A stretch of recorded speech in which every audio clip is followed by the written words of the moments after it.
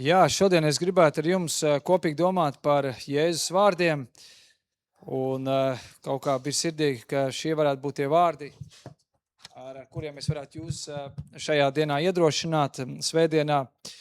Arī kaut kur domājot arī par vasaru laiku, kad no vienas puses kaut kur atpūšamies, kaut kur arī diezgan aktīvi rosamies un darbojamies, un tā jau ir, ka reizēm pēc tās vasaras ir tāda sajūta, ka esam noguruši no tās vasaras, jā. Un tad ir pienāk kaut kāds augusts, kad mēs gaidām, ka tie bērni atpakaļ būs skolā.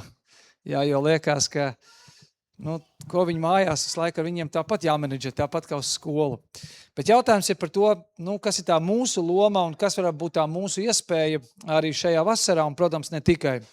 Un šeit es gribētu ar jums lasīt no Mateja evaņģēlija, no 5. nodaļas 13. pants, kur Jēzus arī saka šo slaveno kalnu svētrunu, un šeit viņš saka šos vārdus. Jūs esat zemes sāls, bet ja sāls nederīga, ar ko tad sālīs? Tā nedara vairs nekam, kā vien ārā izmetama un ļaudīm saminama. Jēzus saka šos vārdus, jūs esat zemes sāls. Es domāju, ka katrs cilvēks savā dzīvē agrāk vai vēlāk domā par to, ka viņš gribētu kaut ko izdarīt, ka viņš ne tikai gribētu nodzīvot tādu parastu, veiksmīgu, labu dzīvi, bet es domāju, agrāk vai vēlāk katrs cilvēks domā par to, ka viņš grib nodzīvot arī jēgpilnu dzīvi. Mēs teiktu tādu dzīvi, kurai tu saproti, ka tu esi kaut kādu tādu pievienoto vērtību iedevis šai pasaulē, šai sabiedrībai. Tā nav vienkārši dzīve, ko tu nodzīvo, bet tā ir dzīve, kurai ir kaut kāda nozīme un jēga. Un var jau būt, ka līdz zināmam vecumam, protams, mums ir svarīgi panākumi, mums ir svarīgi labi nopelnīt, mums ir labi sasniegt kaut ko. Un varētu teikt, sākumā tā mūsu dzīve kaut kur ļoti uz sevi centrēta. Parūpēties par savām vajadzībām, parūpēties par kaut kādiem saviem panākumiem, bet tad, es domāju, agrāk vai vēlāk cilvēks nonāk pie secinājuma, ka tāda dzīve kaut kur arī līdz galam tādu piepildījumu tev īsti līdz galam nedod. Tikai tad, kad mēs sākam saprast, ka manai dzīvē ir kaut kāda lielāka misija, ka es varu pieskarties kādu citu cilvēku dzīvei, ka es varbūt varu arī kaut kādas pārmaiņas ienest, radīt kaut kādu ietekmi, kaut ko atjaunot, dot cerību. Tāda dzīve beigās cilvēkam sāk dot kaut kādu gandarījumu. Man mājās ir tāda grāmata, kas saucās Halftime, puslaiks. Un tā ir grāmata, kas tieši par to arī runā. Un kādreiz cilvēks saka, cilvēks nonāk kaut tādā pusmūža krīzē, sāk par šiem jautājumiem domāt. Ja, ka gribās kaut ko vairāk, negrib vienkārši skriet kā tāds vāveres ritenis šajā pasaulē, bet tu gribi kaut ko vairāk darīt. Un šī grāmata par to runā. Kur mēs nonākam kaut kādā dzīves starposmā, ka mēs saprotam, es gribu kaut ko darīt lielāku, es gribu kaut ko darīt ar nozīmīgu, ar kaut ko tādu, kas atstāja kaut kādu mantojumu, pēctecību tam, ko es daru. Un tas jau ir kaut kas vairāk kā tikai nodzīvot šo dzīvi, nopelnīt, kaut ko sasniegt un iegūt kāds panākums.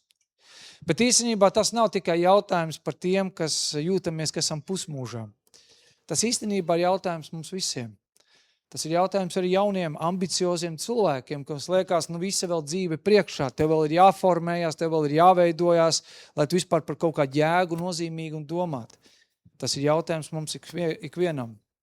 Jo agrāk vai vēlāk mēs nonākam pie šiem meklējumiem, pie šiem jautājumiem, ko es varu dot citiem, kā es varu būt citiem par svētību, kā Dievs var mani lietot kaut kam lielākam, kaut kam paliekošam, kaut kam daudz vairāk kā tikai mana parastā ikdienas dzīve. Un es gribētu teikt, ka šie Jēzus vārdi savā ziņā par to arī runā.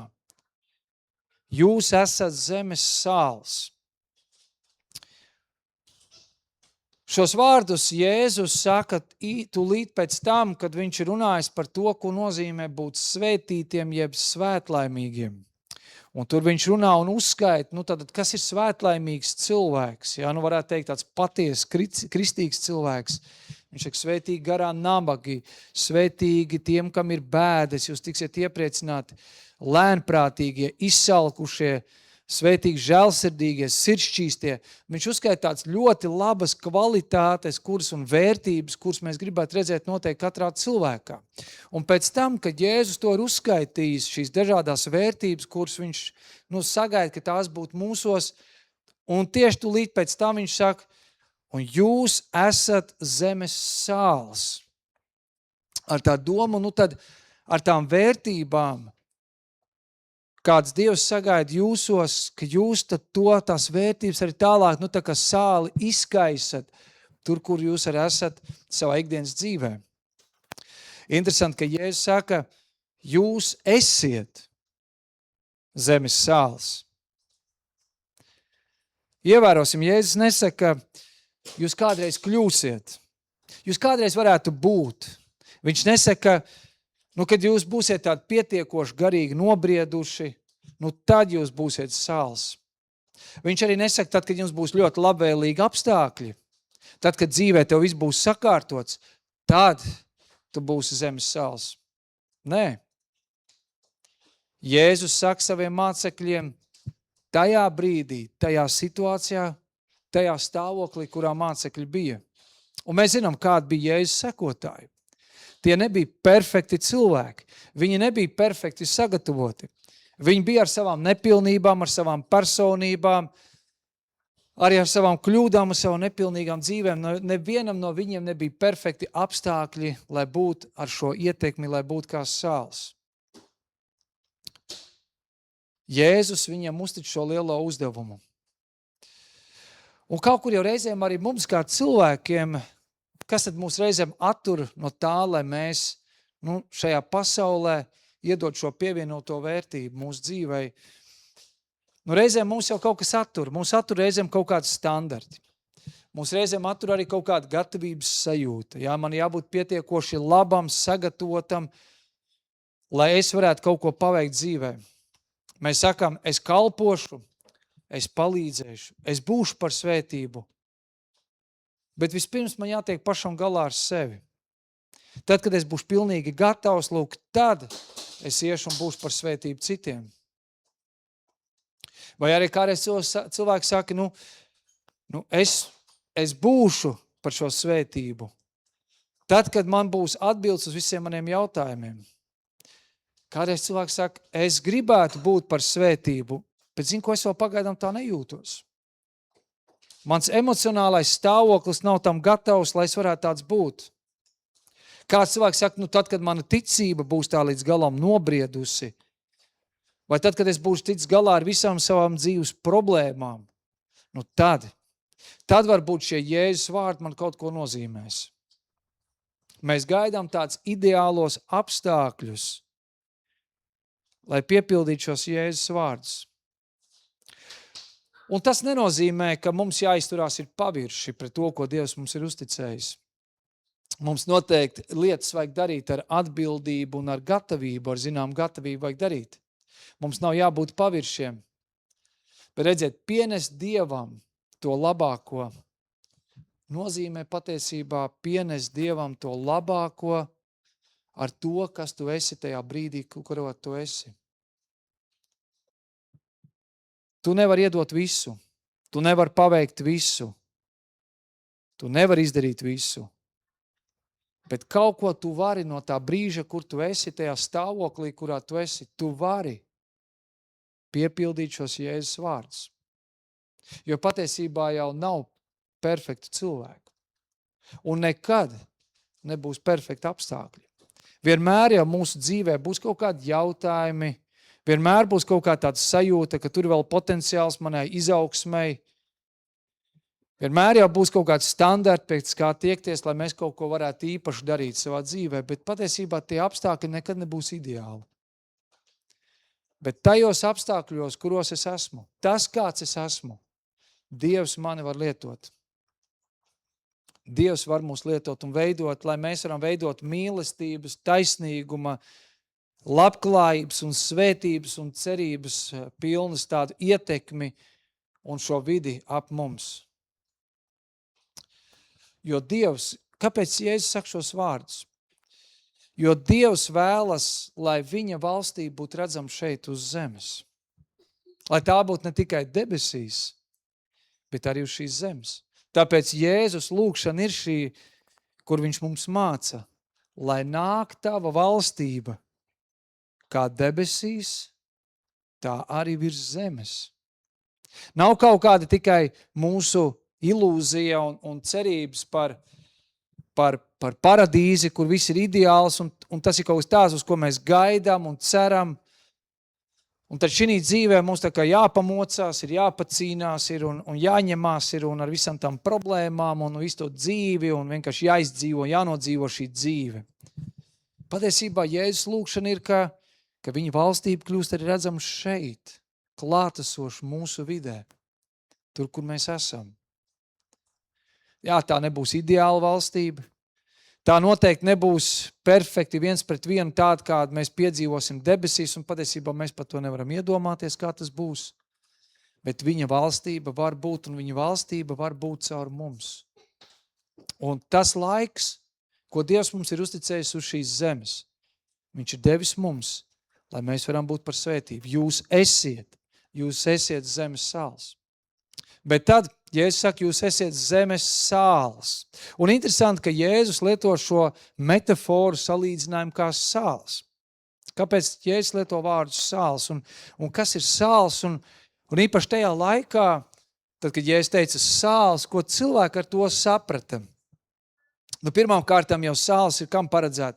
Sāls tajā laikā tika paredzēt par cik leduskapja, jeb tāda ledus telpas īsti nebija, īpaši jau tuvos austrumos, kur viss ir silts un, protams, ka ļoti ātri viss sabojājās, piemēram, gaļa. Tāda sāls bieži vien tika izmantota kā tādu produktu saglabāšanai, lai izvairotos no bojāšanas, no sapūšanas. Sāls bija ļoti vērtīgs produkts, kas palīdzēs saglabāt. Tāpat arī sāli līdzīgi arī izmantoja dezinfekcēšanai, kā ārstniecisks līdzeklis. Un redziet, līdzīgi arī mēs katrs esam aicināti ar savu klātbūtni, attieksmi un rīcību pasargāt to vidi, kurā mēs esam no tādas, varētu teikt, satrūdēšanas, sapūšanas un iznīcināšanas. Mēs esam aicināti būt par klātbūtni, kur varētu teikt, mēs aizkavējam, apturam tādu garīgo, morālo sabrukumu. Tas nozīmē, ka būt ļoti aktīviem un klātesošiem tādā mūsu sabiedrības procesos. Un, piemēram, tur, kur mēs redzam, ka ir meli, mēs iestājamies par patiesību. Jo meli ir kas? Meli iznīcina, meli sapūdē, meli sakropļo. Tur, kur mēs redzam, ir naids. Mēs ienesam izlīgumu. Tur, kur mēs redzam, ka cilvēkos ir vienaldzība, mēs nesam mīlestību un rūpes. Tur, kur mēs redzam, ka ir netaisnība, mēs iestājamies par taisnību. Un tur, kur mēs redzam, ka ir pilnīga bezcerība, mēs ienesam cerību. Mēs redzēt, mēs taisam tādu dezinfekciju tajā visā, ko mēs redzam apkārt. Jo ļoti dabīgi cilvēks šajā pasaulē izplata grēks sekas. Un grēks sekas mēs piedzīvojam ik uz soļa. Pietiek mums ieslēgt ziņas, kādreiz atvērt sociālos tīklus, un mēs vienkārši redzam, kāda ir grēku alga un kāda ir grēku darbi. Un kā tas ietekmē cilvēku dzīves. Un, protams, mēs no vienas puses jau varam to vienkārši tā ignorēt. Izlikties, tas neskar mani. Mans nams ir drošībā, es esmu žogu uzbūvējis sev apkārt mājai, un man ir pilnīgi vienalga, kas tur notiek apkārt. Un reizēm jau tās problēmas ir tik lielas, un varbūt tās grēku sekas ir tik milzīgas, ka mēs arī kā cilvēki reizēm neko nevaram izdarīt. Un tad mēs dzīvojam tādā savā pasaulītē, Bet īstenībā tas nav tas, uz ko Jēzus mūs aicina. Jo tādā veidā mēs ļoti viegli varam palikt kā tāds skaists sāls trauciņš, kurš tur plauktiņā stāv, kā tāda skaista dekorācija, un varbūt jums mājās ir tādi uzdāvinātie sāls trauciņi, kur skaisti stāv, viņi labi izskatās, labs dizaina elements. Nu, varbūt ne tik ļoti skaists, bet tavu sievsmāte vai tavu vīrmāte viņi ir uzdāvinājusi, un tāpēc, ka viņi tev ir uzdāvinājusi, tev viņš plauktiņā ir jāliek, un tev jāiztēlojas, jāizliekās, ka tu viņu tiešām lieto. Bet tas ir viss, kāda ir mūsu dzīve reizēm. Dievs tev ir devis kaut ko vērtīgu, viņš tev ir kaut ko uzticējis, viņš ir devis tev misiju, viņš uz kaut ko tev ir aicinājis. Bet ja mēs ignorējam to, kas mums notiek apkārt, mēs kā tāds skaists dekorētīvs trauks vienkārši stāvam plauktiņā un dzīvojam savā pasaulītē. Bet tā nav dzīves, kur Kristus mūs ir aicinājis.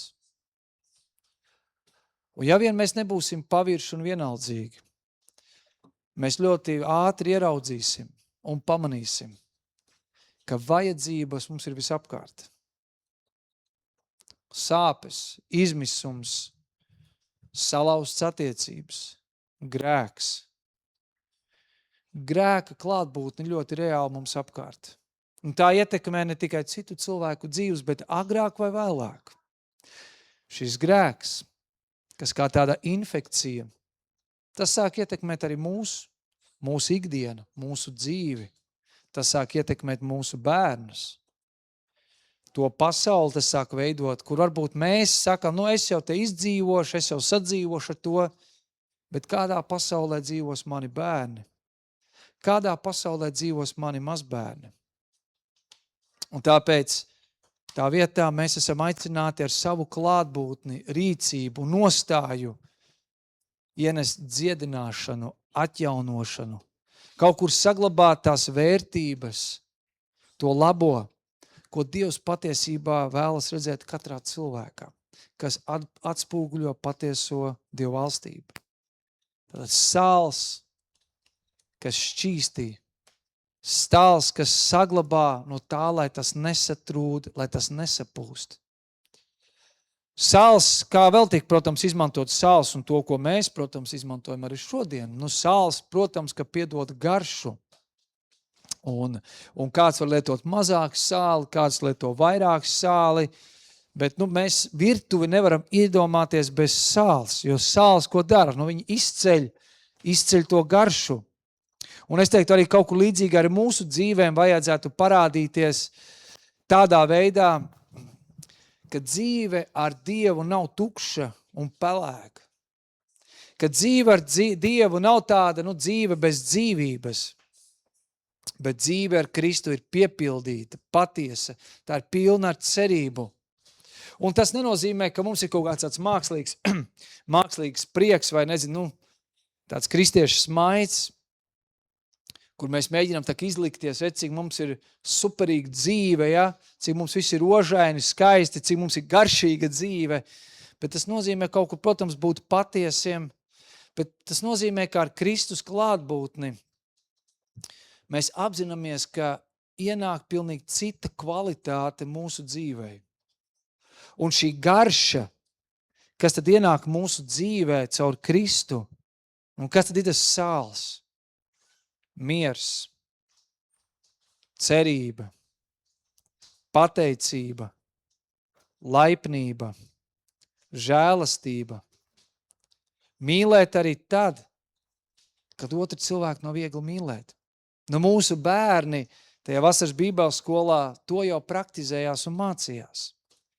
Tā jau ir tā labā garša, tie labie augļi, kurus tiešām cilvēki grib nogaršot un teikt, es arī gribu tādu dzīvi.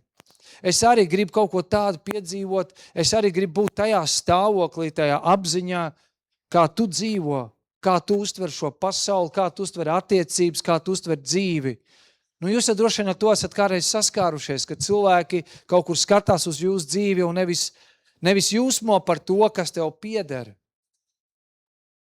bet viņus iedvesmo tas, kāds tu esi kā cilvēks.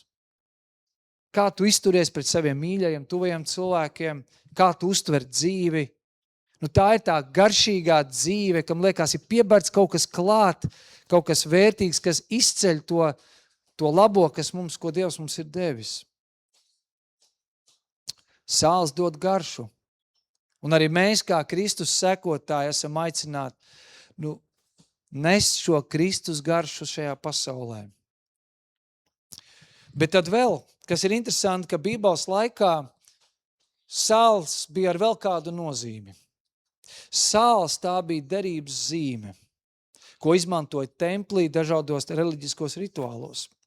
Un par to varam kaut vai lasīt 2. Mūzes grāmatā, 2. nodaļā, 13. pantā, kur rakstīts ir: bet visi tavi ēdamie upuri tev ir ar sāli jāsālī, lai nekad netrūks pie tava ēdamā upura, tava Dieva derības sāls. Nesot savus upurus, tev tos būs upurēt ar sāli. Kas ir interesanti, jo vecā derībā bija upura gaļa, un patiesībā šeit pat nav īsti par upura gaļu runāts, šeit, man liekas, par labību runāts, jo labība bieži vien tika ziedota kā pateicības upuris. Un reizēm, kad tika upurēts, pēc tam arī šo maltīti arī ēda un baudīja cilvēki. Un Dievs saka, piebariet sāli. Un tas jau nav tāpēc, ka Dievs saka, jo es zinu, ka jums negaršos tas plācens vai tā maize bez sāls. Ja? Bet lai šī garša jums atgādina par manu derību. Un kas ir derība? Derība tās bija noslēgtas Dieva attiecības starp Dievu un starp cilvēku. Lai baudot to, tas jums atgādina par manām attiecībām ar jums, kādas tās ir. Un Dievs ir Dievs apsolījumi. Savās attiecībās viņš ir teicis, es būšu jūsu Dievs. Es būšu ar tevi. Es tevi svētīšu. Es svētīšu tavu paudžu paudzes. Un tad, kad tu baudi, lai tā garša, tad, kad tu sajūti to sāls graudiņu, lai tas atgādina par manām attiecībām ar tevi. Šorīt ar dēliem ēdām slavenos Sabils gurķīšu, izslavētos, jā. Un dēli arī gribēja, lai viņam uztais gurķmaizīti. Un, protams, ka vienam no dēliem obligāti vajadzēja, lai uzliek sāli virsū. Tie vecāku gurķīši ir garšīgi arī bez sāls. Viņus vienkārši tāpat varētu ēst. Bet tad, kad uzber to sāli, tu sajūti, tur kaut kā cita garša notiek. Un tu viņus sajūti, tu viņus apēdi. Un es teiktu tā, tas viss, ko mēs darām, un tas viss, kas mēs esam, ir svarīgi, ka mēs sajūtam, līdzīgi kā tajā gurķmaizītēs, to sajūt, to sāli, ir svarīgi, ka mēs arī sajūtam tādu Dieva klātbūtni un viņa uzticamību. Es to nedaru bez Dieva ziņas.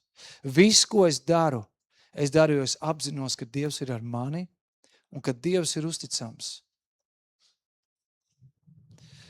Un tas nozīmē to, ka Jēzus saka, jūs esat zemes sāls. Tas nav stāsts tikai par tādu mūsu darbošanos, tas nav stāsts tikai par mūsu tādiem labiem darbiem, ko mēs cenšamies kā kristieši darīt, bet tas ir stāsts arī par to, ka mēs ticam tam, ka Dievs ir uzticams, ka Dievs ir klātesošs. Un caur Jēzu Kristu viņš ir noslēdzis jaunu derību, jaunas attiecības starp cilvēku un viņu. Un tas ir arī, tā ir arī pārliecība un atgādinājums, ka nevis vienkārši mēs vēlamies būt labi cilvēki, bet tas, ko mēs darām tāpēc, ka mēs piederam Kristum. Un visas mūsu darbošanās un mūsu ietekmes un svētības avots nav tikai tāda mūsu pašu saņemšanās, kur mēs cenšamies izspiest no sevis, būt tādi labāki cilvēki, bet tas viss izriet no mūsu attiecībām ar Dievu. Un ja šīs attiecības ir vājas, tad arī mūsu tā liecība un ietekme kļūst vāja. Ja mūsu dzīvē vairs nav uzticības, ja mūsu dzīvē vairs nav svētuma, paklausības Dievam, mēs varbūt varam izskatīties reliģiski, kristīgi, bet mēs kaut kur pazaudējam to sāls kvalitāti sevī. Un tāpēc Jēzus tālāk šeit saka, bet ja sāls ir nederīga, ar ko lai to padara sāļu? Līdzīgi viņš saka arī Marka evaņģēlī 9. nodaļas 50. pantā, viņš saka, sāls ir laba lieta, bet ja sāls ir tapusi nesālīga, ar ko tad jūs to darīsiet derīgu? Un tad viņš saka, turiet sāli sevī un turiet mieru savā starpā. Interesants jau tas tā lieta, sāls kļūst nederīga. Var jau būt, ka man tagad Karīnai tas jāpajautā, garšvielu ekspertē, ja? Vai sāls var kļūt nederīga? Vai sālī beidzās derīguma termiņš? Es kaut kā to neesmu ievērojis. Var jau būt, ka kaut kas tāds arī ir, kā ar laiku tas sāls vairs nav tik izteiksmīgi un spilgti, bet kāpēc Jēzus saka, sāls ir nederīga un tad viņu vienkārši ārā izmet? Protams, no vienas puses sāls ir nederīga tāda, kā jau es teicu, ja viss, kas mēs esam tikai tāda kristīga dekorācija. Un arī mūsu ticība var palikt tikai tāds skaists novietots trauciņš plauktiņā, kur varbūt svētdienās mēs viņu izmantojam, vai tad, kad mēs jūtamies garīgi, tad mēs viņu izmantojam, bet ikdienā nekur mūsu tā ticība un tās vērtības, tā pārliecība nekur neparādās. Bet patiesībā tas nederīgums var kļūt arī kaut kādā citā veidā. Jēzus laikā sāli ieguva pamatā no nāves jūras. Tā ir vissāļākā jūra, vissāļākais ūdens baseins pasaulē. Tik tiešām viņš ir tāds tā kā sāļains ķīsels, kad tu viņā iekāp iekšā. Un ir nācies peldēt, patiesībā tu pat nepeldi, tu tā kā plūdiņš vienkārši plūst, ja, jau tu vienkārši negrimst, ja viņš ir tāds sabiezējis. Un Jēzus laikā sāli pamatā no turienes arī ieguva. Bet šis sāls varēja būt sajaukts arī ar citām minerālu vielām. Un ja īstais sāls, un, protams, lai viņu dabūtu to īsto sāli, viņš bija jāskalo. Un tur bija vesels process, kā tas notika. Un ja īstais sāls tika izskalots, palika tikai nederīgs atlikums. Tas varbūt varēja pat izskatīties balts, jeb pelēcīgs pēc sāls, bet patiesībā tur vairs nebija nekāds sāļums. Viela, no kuras tu sagaidīji, lai tur būtu sāls, bet tur vairs nav nekas. Un, protams, viss, ko tu varēji to darīt, tu varēji viņu izkaisīt zemē, izmantot viņu kā tādu, segumu vai kādām citām lietām, bet tās sāls vairs nebija derīga. Un redziet, sāls ietekmē tajā, ka tā ir atšķirīga. Ja sāls saplūs ar visu pārējo, tā sāk zaudēt savu nozīmi. Un arī mums varbūt ir iespējams izskatīties pēc sāli, bet tur vairs nav nekāds sāls īpašība. Mēs varam izskatīties reliģiski, ticīgi, kristīgi, bet patiesībā mēs jau sen esam zaudējuši Kristus raksturu un attiecības ar viņu. Mēs varam lietot kristīgu valodu, pareizās frāzes, bet manā dzīvē un attieksmē sen jau ir pazudus tā Kristus labā garša. Un reizēm tas notiek tad, kad mēs vienkārši saplūstam ar to mūsu apkārtējo pasauli un mēs pazaudējam to, kas mēs patiesībā esam, uz ko Kristus mūs ir aicinājis. Tas ir līdzīgi kā tāds psihologs Solomons Aša 50. gados veids tādu eksperimentu. Viņš uzaicināja kādu cilvēku uz eksperimentu, un šis cilvēks nezināja, ka pārējie visi bija aktieri. Un šiem cilvēkiem uz sienas tika parādīts dažādas līnijas. Un viņam bija jāpasaka, kura no šīm līnijām atšķirās. Un tur jānosauc burts ABC, kur no tām līnijām atšķirās. Un, protams, sākotnēji šis cilvēks un arī pārējie šie aktieri, viņi kaut kur piespēlē līdzi, šis cilvēks, pilnīgi acīm redz, tā viena līnija ir biezāka, viņa ir atšķirīga. Un sākumā arī šie aktieri spēlē līdzi, jā, tā ir atšķirīga no visām pārējām, bet tad šie aktieri sāk mānīties. Šis cilvēks redz, šī figūra vai šī līnija, acīm redzot, ir tā atšķirīgā, viņš nosauc to attiecīgo burtu, bet šie pārējie aktieri norāda uz kaut ko citu. Pirmā brīdī šim cilvēkam tas liekas kaut kāds absurds. Kas tu acīm, tu nesaproti, tā pēc visu loģikas. Tu saproti, ka šī ir atšķirīga līnija. Viņa ir biezāka, viņa ir garāka, viņa ir lielāka. Šī forma ir atšķirīga no citām. Un pirmā brīdī viņam ir izbrīns, viņš ir šokēts, viņš ir apjucis. Tad notiek nākamais eksperiments, nākamais uzdevums. Viņš atkal piedzīvo to pašu, līdz šajā pētījumā atklājās, ka šis cilvēks sāk dziedāt līdz pūlim. Un arī viņš norāda uz acīm redzami nepareizo atbildi. Un pētījumā tika parādīts, ka 75% gadījuma cilvēki pakļāvās šim pūlim, ko pārējie domā. Un es teiktu, arī Jēzus vārds savā ziņā ir kaut kur šis brīdinājums līdzīgi kā šajā eksperimentā. Mēs ļoti viegli varam saplūst ar to, kas mums ir apkārt, un sāk pieņemt nepatiesību par patiesību. Ja sākam zaudēt pārliecību, kaut kur sākam zaudēt vērtības, savu ticību, savu identitāti, uzticamību Dieva patiesībai, un kur sākam varbūt klausīties un pieņemt to, kas patiesībā ir pilnīgi, pirmā brīdī tev liekas pilnīgi aplams un nepieņemams.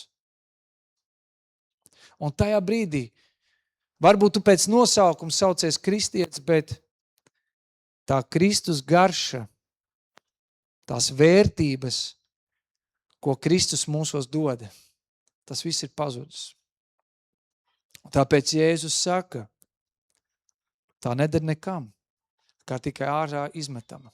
Un tad Marka evaņģēlijā Jēzus saka šos vārdus, turiet sāli sevī. Un tas iedrošinājums, tā vietā turiet sāli sevī. Un tas ir iedrošinājums tajā, ka pirms mēs gribam būt par svētību, tajā mūsu dzīvē, tai sāli ir jābūt mūsos pašos. Līdzīgi kā organismā, mēs ļoti labi zinām, ka ķermenim ir vajadzīgs sāļi, jeb elektrolīti, un tam jābūt zināmā līdzsvarā un daudzumā. Un tad, kad mēs, sportojam, vai tad, kad piedzīvojam lielu karstumu, ja lielu fizisko slodzi, tad mūsu tie sviedri līst ārā. Mēs kaut kur zaudējam to mūsu sāļumu, arī tos mūsu sāļus, kas mums organismam ir vajadzīgi. Un kas tad notiek? Kas notiek, kad mēs neturam to sāli sevī? Protams, parādās enerģijas trūkums, nespēks, reiboņa, krampji parādās cilvēkam un slikta dūša pat uzmetās cilvēkam, jo viņš ir iztērējis tos visus savus iekšējos resursus. Un es teiktu līdzīgi arī mūsu garīgā dzīve. Ja mēs tikai ilgstoši mēģinam dot, bet vairāk paši nesaņemam no Dieva, arī mūsu iekšējā dzīve kļūst izžuvusi un vāja.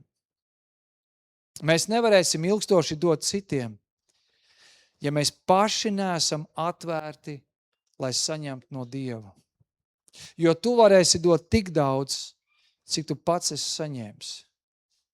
Un tāpēc, ja mēs vēlamies, lai Dievs varētu mūs lietot kā tādu sāli, caur ko viņš varētu svētīt citus, ir tik svarīgi, ka vispirms mēs ļaujam, ka Dievs pats mūs pārveido, atjauno, piepilda. Lai mēs neesam sausi, dehidrējušies un pazaudējuši to patieso Kristus, to klātbūt mūsos pašos.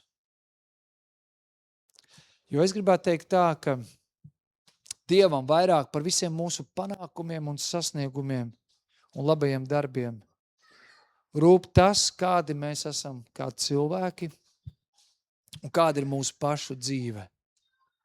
Turiet sāli sevī. Un tad ir interesanti, Kas notiek, ja mēs baudām sāli? Sāls rada vēl kādu reakciju. Sāls rada slāpes. Varbūt mēs teikt, fiziski varbūt tās nav tās labākās slāpes, ja tev par daudz ir jādzer, bet turēt sāli sevī, kā es to redzu, tas nozīmē dzīvot arī tādās pastāvīgās slāpēs un ilgās pēc Dieva.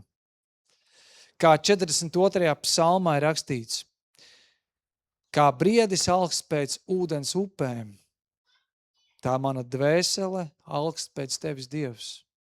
Slāpst mana dvēsele pēc Dieva, pēc dzīvā Dieva. Tad, kad mūsu ķermenis ir izslāps, protams, viņš ir gatavs skriet un ņemt jebkādu ūdeni un padzerties. Un ja cilvēks ir ļoti izsalcis, ja būs krīzes situācija, viņš tur nometīsies un to peļķi arī dzers. Un līdzīgi, protams, arī mūsu dvēsele izslāpst. Mēs dzīvojam ar garīgām slāpēm, ar garīgām ilgām. Bet tik svarīgi, ka mēs neremdējam šīs slāpes pie katras peļķes, kas sola, ka mūsu slāpes tiks remdēts. Bet šeit, līdzīgi kā šajā rakstvietā, mēs meklējam atspirdzinājumu pie tā, kas ir dzīvības avots, pie dzīvā Dieva. Jo Dievs ir apsolījis, ja mēs viņu meklēsim, ja mēs alksim pēc viņa, tad viņš atspirdzinās mūsu dvēseli. Un lai tas ir iedrošinājums mums visiem, ka tad, kad mēs katru rītu no rīta pieceļamies, lai mūsos katrā var būt šī lūkšana.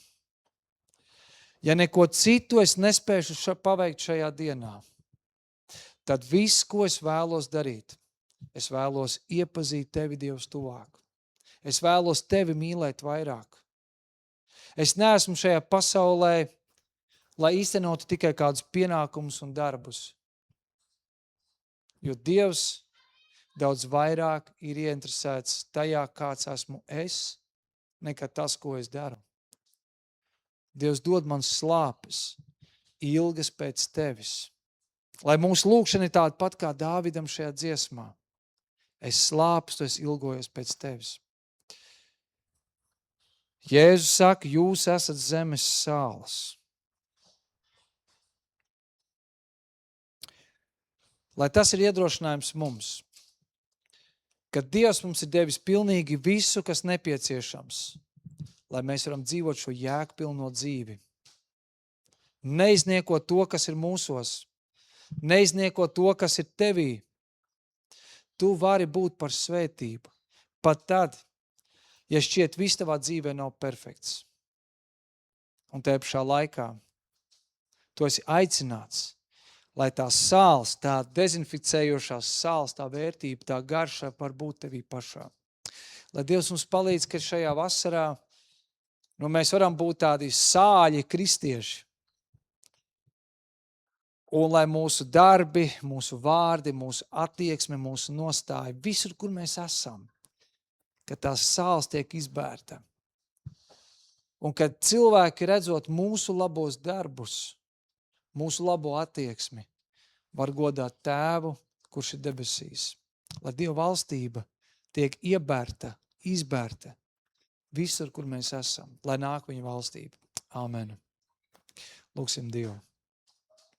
Kungs Kristu, mēs pateicamies, ka Tu esi dzīvība, un Tu esi Tava patiesība ir tā, kas mūs atjauno, Tava patiesība ir tā, kas mūs pārveido, Tava patiesība ir tā, kas ienes kvalitāti, garšu mūsu ikdienas dzīvē. Mēs, Kungs, lūdzām, ka vispirms jau mēs varam turēt sālis sevī un sargi mūs no tā, kur mēs varam saplūst vienkārši ar pasauli, kur mēs ļaunumu, netaisnību, melus varam pieņemt kā kaut ko pašsaprotamu. Kungs, piedod, ja kaut kur esam bijuši vienaldzīgi, pavirši, piedod, kur kaut kur esam bijuši egoisti un domājuši tikai par sevi. Un ka tas ir tādā veidā ļāvis kaut kādam ļaunumam un netaisnībai pavairoties un izplatīties. Kungs, ļauj, ka mūsu sāls tiešām ir derīga, ka mūsu ticība ir ar pievienoto vērtību šai pasaulē, ka mēs tiešām ienesam Tavu valstību šajā pasaulē. Kungs, Dievs, palīdz, ka mēs neesam tikai skaista dekorācija, ka mēs neesam tikai kristieši pēc statusa un piederības, bet, Dievs, ka mēs arī izdzīvojam to patiesību mūsu ikdienas dzīvē. Kungs, svētī. Svētī, Dievs, ka mēs varam būt par vērtību kāda cilvēka dzīvē, par svētību otra cilvēka dzīvē. Pat tad, ja visa mana dzīve nav ideāla. Kungs, ļauj mums negaidīt uz kaut kādu perfekto, ideālo stāvokli, apstākļiem, bet, Kungs, ar to, kas mēs esam, Kungs, ka Tu vari mūs lietot kā tādu saules trauku. Un, Kungs, ka mēs varam būt kādam cilvēkam, varbūt tikai vienam cilvēkam arī šajā vasarā par svētību un par iedrošinājumu. Mēs gribam būt Tevis lietoti, Tevis vadīti. Mēs gribam, Kungs, lai Tavu valstība nāk un atspoguļojas arī caur mums, caur mūsu draudzi, caur mūsu dzīvi. To mēs lūdzam Kristus vārdā. Āmen.